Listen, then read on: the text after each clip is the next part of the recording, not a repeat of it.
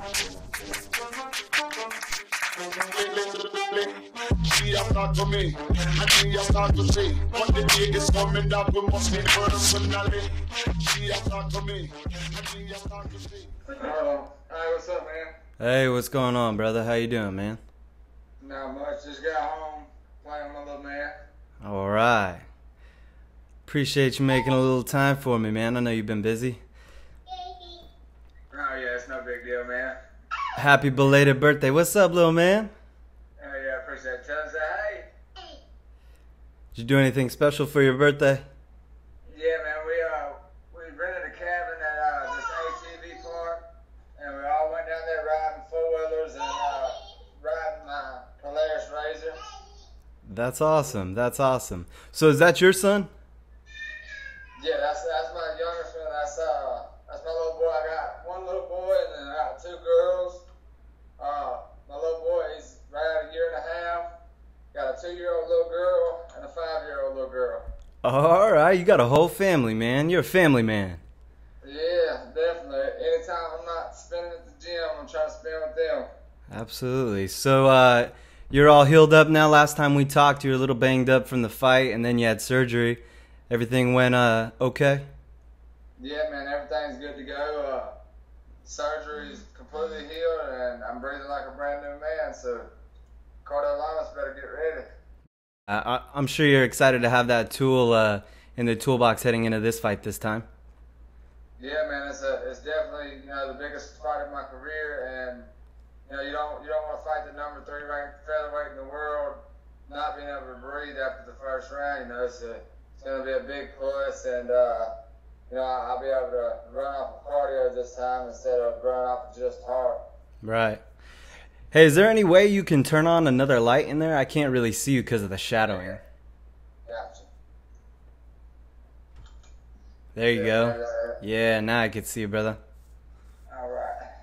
So you had talked in our last interview that every fight of yours is the biggest fight of your career, but you just mentioned he's the number 3 featherweight in the world. Do you feel like the stakes are starting to get a little bit higher now? Yeah, man.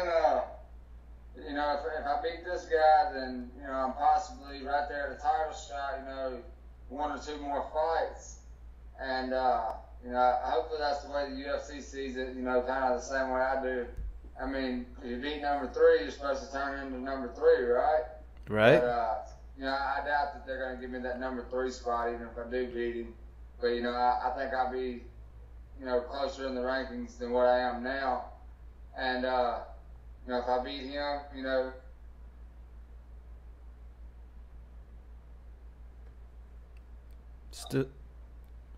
Shit. You there? Yeah, I got you. Go ahead. What was the last thing you said? If you beat him? I had a phone call trying to come through, but yeah, I mean, maybe if I beat this guy, fight 1 or 2 more, and then get the winner out of Edgar versus Holloway, and hopefully get that belt. Absolutely. So I've seen on your social media you've gotten a big boost of support lately. How does it feel to have that support from your friends and family? Oh man, it helps out a lot. It's always been a big thing for me. It's just to have everybody behind me.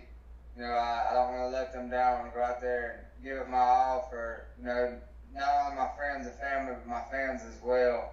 And I always try to go out there and make sure that I put on the best performance that I can, and make sure that they have no reason whatsoever to be disappointed in me. And at the same time, I'm doing it for myself, trying to make sure that I'm not disappointed at my performance and my work ethic. Yeah, no doubt. I've seen you taking a lot of pictures with people around town, it looks like. Do you generally enjoy that kind of stuff, taking pictures with fans and stuff? Oh, yeah, man, I love it. It's a big change, going from a year or so ago to nobody recognizing you to, now every so often people catch you at the store or whatever, and, hey, man, let me get your picture. Hey, let me get an autograph. What's crazy, dude, is on the way home from the gym, I'm coming down the interstate, and I see this blue Dodge Avenger, riding my ass. I'm like, what the fuck's this dude's problem? But I get off the interstate, take my exit to get onto the highway. Dude Simon, he starts doing his finger like this, like, let me get your autograph, let me get your autograph. Hell yes, I pulled him to the store. I got to do my autograph and everything. It was pretty cool. It's a guy I've never seen before in my life, but he jumped out the car like, man, I've been watching you, been doing your thing. Like, hell yeah, man. Well, let me give you this autograph. Took a picture with him and everything, and then went on about my day. But that's awesome. Like that, just little things like that, it'll make your day quick. Absolutely. You didn't know what he was gonna try and do to you whenever he pulled you over, huh? Yeah. I didn't know. I didn't know why he was riding my ass. Yeah. So I said, let me get your autograph. Let me get your autograph. I said, oh, hell yeah, that's what's up. That's awesome. That's awesome. I recently heard you talk a bit about how you got your start in MMA. Man, I think it's just fascinating in my opinion. So you started your amateur career when you were 14? Yeah, man. I was just a badass kid. Always getting in street fights. I had a guy. I didn't really know him at the time, but he knew my sister and he knew of me. He knew about me. Getting in street fights all the time, constantly staying in trouble. And this dude, his name's Jay Bullet.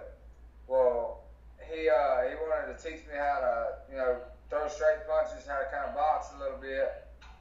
So we started working in my backyard and kind of just working on throwing straight punches and getting my hands a little better. Well, next thing you know, after a month or two, it kind of started progressing into training for MMA, doing a little bit of Muay Thai, a little bit of Jiu-Jitsu. And then after about 6 months go by, he goes out to a place called the Whiskey. It's just a little bar. And they're passing out flyers for a place called the Fight Club. Mm-hmm. Well, he comes home with that flyer. He's like, look, man, I think I found a place you might be able to fight. Let's call him up, see if you can fight. Well, I called him that Monday. I was like, hey, I'm 14 years old. Can I fight? Well, the guy tells me, he's like, I don't give a shit if you're 12. He said, if your mama signed for it, you can fight. Well, I went down there that Monday. I signed up, and I fought that Wednesday night. That's wild. So some of those pictures I've seen on your Facebook when you're real young, that real young Jason Knight, were you competing at that event or at those events? Hold on 1 second. All right. Yeah, man, you talking about the one with the black and red shorts, had long ass hair? Yeah. That was right at my second fight. I actually fought that night and won my first belt. Wow. I went out the first fight. I fought a guy. He was like 19, just got back from Iraq, and he didn't want to beat up this little kid. Well, I beat him in like 30 seconds. Well, after I beat him, they had this guy, a little Mexican guy named Gabby Guzman, and he had the belt for like 6 or 7 fights. Nobody could beat him. And I went in there and I kicked his ass for 3 rounds and got the belt. They thought basically they're going to feed their guy, their champion, they're going to feed him another win. Mm-hmm. And I went in there and I took that belt and I kept it all the way until I left that place. So you were just going off a natural ability at that point. Yeah, man. I was just a scrappy kid with a lot of heart and, decent cardio. And then I had a good rear naked choke. That's something I've done since I was, probably 4 or 5 years old. My brother taught me how to sink in a rear naked choke. And, that's pretty much all I had. I had a rear naked choke, a hell of a lot of heart, and decent cardio. And that was, whatever I could learn, out of Eddie Bravo books and stuff like that. Just any kind of little thing I could pick up on, I was trying to learn it. But, as soon as I went to a real gym, I figured out real quick like that, I didn't know shit. I thought that I was good because by the time I went to Alan Belcher's gym, I was already 6-0 as an amateur. Right. And, I thought that I was a badass because I was beating all of these fighters that didn't really know anything. This place, the Fight Club, it was kind of like a backyard type shit. You could go sign up that night and fight that night. Wow. Come straight off the street, smoking Marlboro Reds, and go jump in the ring. But, Marlboro. Cowboy cigarettes. Yeah, man. The first 6 fights, I fought in a 16-by-16 dog kennel that they put inside of a boxing ring. That was literally how my first 6 fights went. Wow, that is wild. Yeah, dude, the fucking cage was so bad. Like, you know, cages now they got rubber coating over them. Right. You know, an MMA cage. Yeah. Well, this was just a straight up dog kennel. Still had little metal barbs all over it. Every time you got in there and fought, you come out all scratched up and shit. So, you know, it was a good experience, but, you know, I'm glad that shit's over with. Yeah, that's nuts. So how is it going from being on those type of stages, fighting in rings where you've got a dog kennel cage around you, to UFC 214, 3 title fights are on the card? How's it feel to go from there to here? Man, it's really unbelievable because, you know, I started this at 14, you know, just as something to do for fun. I didn't give a shit about making no money, and, you know, didn't care about taking care of a family because I was so far from that. Mm-hmm. But, you know, just to see it go from being something that I did for fun in the backyard to something that I'm making a hell of a lot of money doing, you know, living a good life, taking care of my family, and, you know, I've got security now to where I don't really have to stress out about whether or not my bills are getting paid. I don't have to stress out about whether or not I'm going to have money to feed my family and stuff like that. So, you know, it's a hell of a good feeling. That is. It's got to be. It's got to be. So are you looking forward to watching some of those fights that are going on after your fight? Yeah, man. I want to watch the Robbie Lawler fight. You know, him versus Donald Cerrone. You know, that's going to be a hell of a Oh, fight. yeah. Woodley versus Maya. I believe that if Tyrone Woodley can keep it standing, he's going to knock Damian Maya out. But if he can't keep it standing, then Damian Maya's going to take him down and, you know, hit him with that jiu-jitsu and treat him like a punk. In my opinion, I believe that if Damian Maya gets to the ground, the fight's pretty much over. Mm. But if Damian can't get him down, then the fight's over that way too, you know? Right. Trying to think. Oh, yeah. DC Jones. Yeah. Yeah, like, who in the hell don't want to see that fight? Exactly, right? I got to go with Cormier, man. I think, you know, Jon Jones, he's a great fighter, and he's going to be hard as hell to beat.